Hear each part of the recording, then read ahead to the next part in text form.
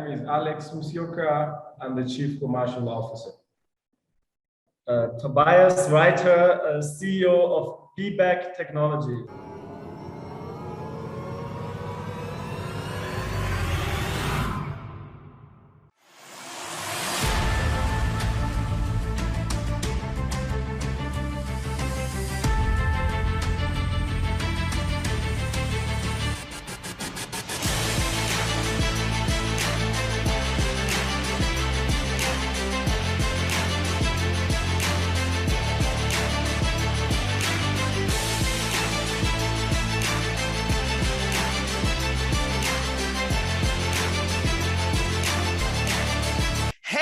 It's Kellen, and today on Diversified Game, these two gentlemen, Alex and Tobias, all the way from Rwanda, are going to give us the game on how they made it how we made it in Africa. That's where we first saw them, and I always thank them for putting out great stories. But these two gentlemen are going to give us the game on this company and medical supplies and what they're doing in Africa. So, gentlemen, welcome to the show. How are you both doing? Thank you for having us. Yeah, we're doing great.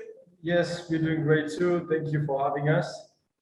Yes. Well, thank you for taking the time out to give us the game. Can you tell us about the company? How, what do you guys do? How did this partnership come together? We are just excited to hear. Yeah, so it all started, when I was living in Europe and studying business administration and built my first venture, which was an AI-powered trading algorithm. And even though I was making decent money, I wanted to do something more meaningful. I wanted to create impact and got very interested in Africa. And through my master thesis, I came to Rwanda to do research and immediately fell in love with the country, met Alex. And Alex has been working in the medical supplies industry for more than 12 years now. And he showed me this massive problem in healthcare here, that most of the hospitals do not have the right medical products available to treat their patients. In fact, every minute, 5 people are dying in the developing world, most of them in Africa, because of diseases that could be treated if the right medical products were available. And I was wondering why are they not available? And as Alex showed me, often they're not available because of poor procurement decisions, that are based on gut feeling. A healthcare provider might say, let me buy 5,000 face masks and 10,000 surgery gloves, because they don't know when they will get them again, right? You have very weak infrastructure in many countries, civil unrest, for example, in Eastern DRC, and a lot of uncertainty, right? And a lot of middlemen, counterfeit products. So basically the supply chain is completely broken. And because of that, hospitals are often forced, right, to buy huge quantities of certain products. And together with, gut feeling based decisions, often also, buy the wrong quantities. So with that, because of that, many hospitals often can't treat their patients because of the limited product range. And we thought, when we met each other and talked a bit about technology, about the medical supplies industry, Alex gave me his experience. He showed me around. We traveled around the region, the same issue, this kind of poor procurement decisions. And then we thought, why not using technology to solve that problem? Why not using predictive analytics, right? Trying to capture data, and with that data, building models that can predict what will be the right product, what will be the right quantity, and when should that product be at the hospital. And we started 3.5 years ago, and now we're working with more than 500 hospitals, clinics, and healthcare providers in Rwanda, Burundi, and Congo. And next month we're venturing into Kenya. Yeah. Now let's have that's all awesome. Let's have a teachable moment, because Alex has an MBA. You have an MBA, and you guys came together like Voltron, for those who are old enough to remember that cartoon.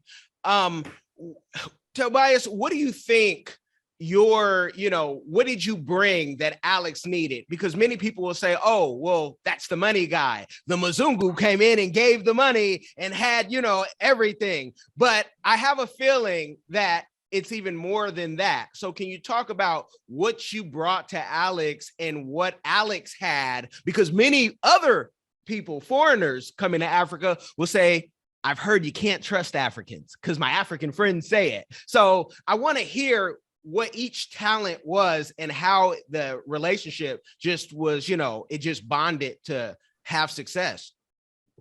Yeah, I'm really happy that you're bringing that up because, the only reason why our company is where it is right now is because of that combination, I believe, like I could have never done this without Alex, without a person that is really passionate about healthcare and, has all that experience and the market knowledge and the relations and, the cultural insights, right?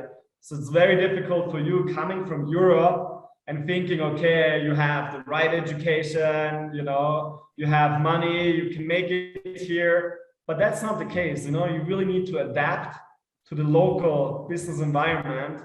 And I think, it is really difficult without a partner, and you can do so much more with a partner. So what did Alex bring? Well, he, as I said, had that, and he still has it, has that experience in medical supplies. He knows all the healthcare providers here. He knew what is needed, and he knew which products would be the right products for the local market and how you can operate in such a challenging environment. How do you deal with healthcare providers, with the infrastructure, with local people, right? How do you build a great company here in Africa with Africans, right? Not only in Rwanda, but in Burundi, in Congo, in Kenya. And what I believe that I brought in is, that kind of sense of opportunity. As I was already in Europe, engaging in, a tech company, I knew that if, you're trying to solve a big problem and you know how to communicate it, you will find people that want to join you on your mission, right? You can find investors, you can make a big company out of it and create a lot of impact. And that is what we did together, right?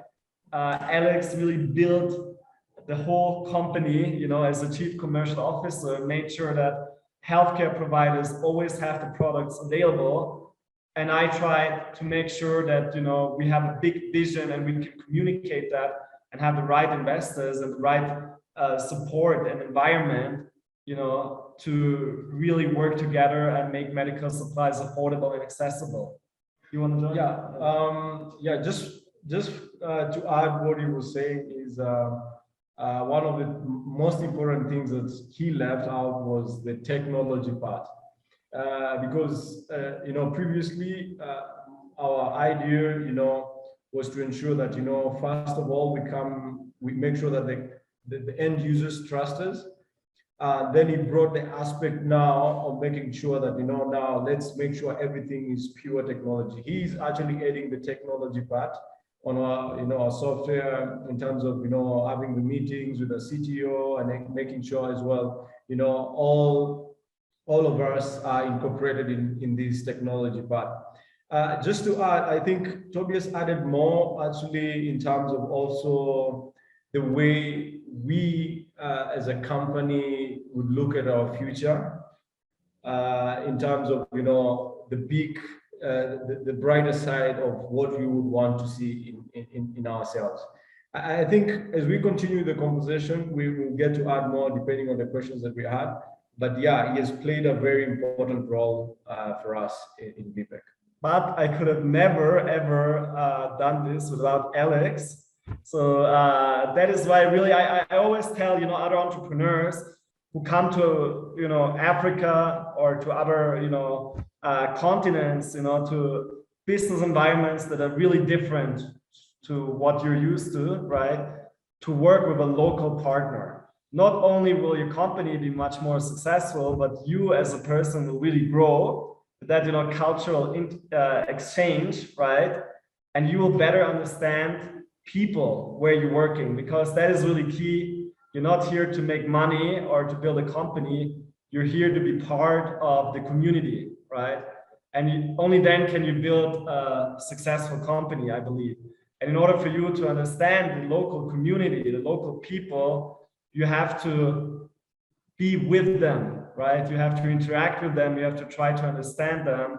And the best way of doing that is having a partner, a local partner. I'm so glad you say that, because I've seen a few businesses and they try to do it all their own, trying to come save Africa. And, you know, it's and sometimes I'm going to be very just clear. Sometimes it's the Black Americans or the Black Brits. Oh, it's Africa. You know, I might be from here, or I might have a better way of doing things, and let me show them. And we really have nothing to show Africa but to just come with an open mind like you came with. Now, Alex, when you started this, I want to know how mad did your family, did your friends think you were when you started this? Because then you find, you know, opposites attract, you know, and there's a reason why we all need foreigners to come into our country, because they help our countries, especially a place like America. We're built on it. But I want to know how many people told you, no, this could not happen before you found the right partner? I think actually, to correct that, we began together. So it did not that it joined me after I had started. We began together, and you guys still there? Okay. Are you with me? Okay, now it came yes, back. Go ahead. Yeah. So most of my competitors say that we couldn't make it, simply because they didn't see us going far, because we began with dental supplies, something which is not very common. We started with niche products which are not common in the market.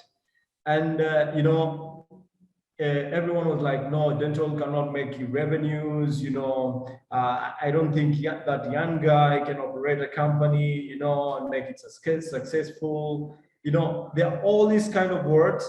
And then when we began, we started slowly, because we wanted to make sure that we gain trust and traction to our customers, make sure like when we get a customer, we serve him to the very best and make sure that he's satisfied.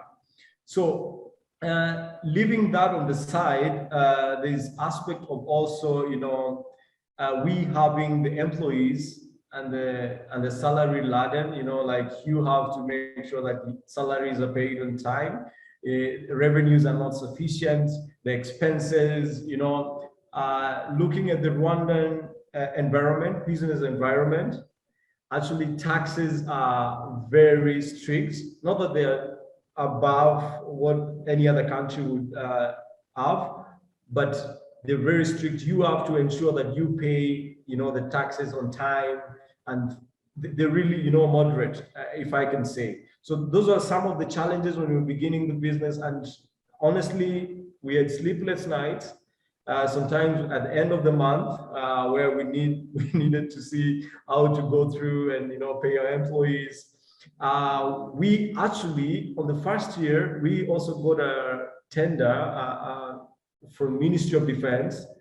And now the question, where do we get the funds, right? So these are some of the challenges, because honestly speaking, when it comes to my relatives, they also question, you know, how will you make it, Alex? Have you ever done this before? But you know, the passion and where I was born, I was actually born in the biggest slum in Africa, Kibera, if you've ever heard of it. And I've been there. What you've been there? Okay, yeah. So yes. What drives you there is, you know, a car without fuel. So you have to ensure that you push for the next day. So, and these are some of the things that, you know, I would say they're really difficult for us to manage, but yes, we made it up to this point. Well, I love that. And yeah, Kibera, I have been, we went from the, what was it? The Flaming Casino. I took my client and our crew to Kibera. It was just, they said, what happened? The change was drastic. I said, we gotta film everywhere. Alex, I want to know, because you're like machine learning certificates from Stanford, from University of Michigan. I'm from the Bay Area, so I know the Bay Area and Northern California very well. With all your education, I want to know which certificate, if you were giving advice to a young person, which degree, what was the most important that's helping you now with your business? Okay, with what I learned, so I did my bachelor's in international business, then also did my MBA in business administration. I also did a little bit of computer science. And then the rest, came from Tobias himself. Tobias, and I meant that. Yeah, I want to switch that. It was for Tobias. I ran Tobias's resume off, but let me switch. I see Alex's name. I'm a dyslexic. Forgive me, but yeah. Yeah. Well, one thing I would really recommend, young entrepreneurs or people who want to become an entrepreneur to learn is machine learning. And the reason why I would recommend that is because I believe it's the future. The human brain is amazing, but if you can use a computer and you collect all that data that we as humans can never store, and then use it to solve huge problems, then, you can really build a great company, I believe. So this is a very important course, machine learning from Stanford University. Andrew, he's very famous. I would really recommend that, as it will give you an overview of a very deep overview. It's also very exhausting to do it, very demanding, but you will really have a deep understanding of every aspect of machine learning. And with that, you will come up with ideas how you can solve the world's biggest problems with the power of technology. I think that should be like a mandatory course for everybody, 15 and up, just because we hear so many people. And I just want to know your opinion. When you hear people talking and then they just randomly throw out, oh, but the blockchain will fix it. And that they know nothing about even coding. They know nothing. They're an end user, but they say the blockchain, and I'm buying this crypto because of the blockchain. Could you give any advice for those who just love to throw out the blockchain, because you have a much more deeper understanding, both of you, than most people? Yeah, I think we need to, in terms of education, education has to become much more modern, right? Much more applied, especially in areas and regions like here in Africa. We need to train people and give them modern skills with which they can really participate in the new economy. So as you're saying, many people are throwing around words that they might not, or concepts that they might not really understand that much. And I think it's really important to understand that blockchain is very very valuable, I believe. So if you really understand it and how it can be used, for example, to eliminate corruption and all these things, especially as actually we are planning to include blockchain in our application at some point to tackle corruption in medical supplies, right? Just to mention that. But I think that education has to become much more modern. It has to, teach people all these modern concepts instead of the old books that, have been there for many, many years. And I think we need to focus more on technology. Not that everyone has to become a tech expert, but I think it's important to understand how technology, helps our society and also the basic concepts, right? I love it. I'd like to give both of you some time. It's a signature question I like to ask all my guests. You're having success, the best is yet to come, but what is a community give back that you are doing or that you would plan to do in the future for both of you? So we have started with some of the projects that we've been wanting to do. But as of now, For example, we are offering our checks to the Batwa community, that is the minority community here in Rwanda. We offer a certain amount of money, then visit. I think on some of our pictures on social media, you see Tobias playing football, very actively playing football with them.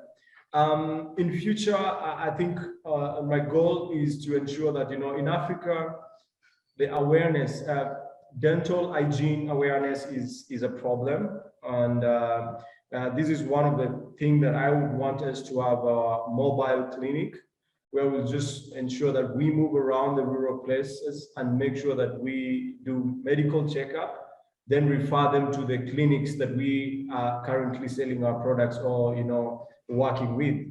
The other thing actually is the technology part with women. I think Tobias can probably explain that much more.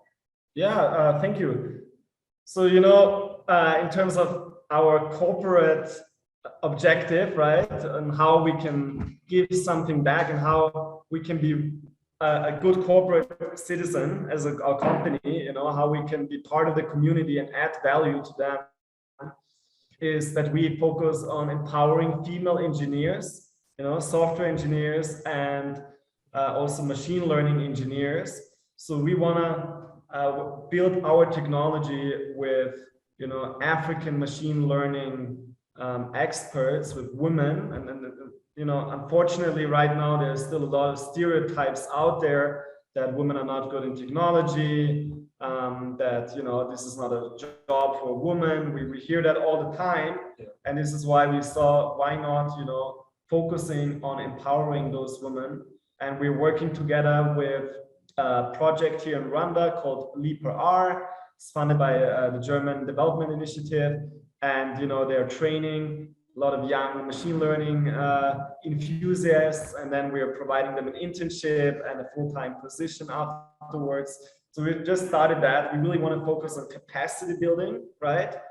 Beyond our own internal recruitment, but the people who do an internship, the women that do an internship at our company, if we can't hire them because we already hired too many, we would like to connect them to other, industry leaders. So that is one thing. The other thing that Alex mentioned is we really want to raise awareness of healthcare and health issues, especially in rural areas. So we're actually right now running a program that we're just starting now with new funding, where we're reaching out to schools and we're teaching them about oral healthcare. We're providing toothbrushes, dental hygiene products to, in areas where they're not accessible yet, where people are not yet aware of how important it is. And not only will that include the oral hygiene and oral health, but we want to do that with other diseases. For example, providing, face masks and gloves and other personal protective equipment, and raising awareness of COVID-19 and all kinds of different areas. Actually, we want to bring, specialists from all around the world, ideally also from Africa, to transfer knowledge, healthcare practitioners, right? To do training sessions with our healthcare providers and train them certain things about implantology, about other very specialized fields. So we want to improve healthcare here. But then, as a personal objective, I believe, as Alex already mentioned, we're very involved here with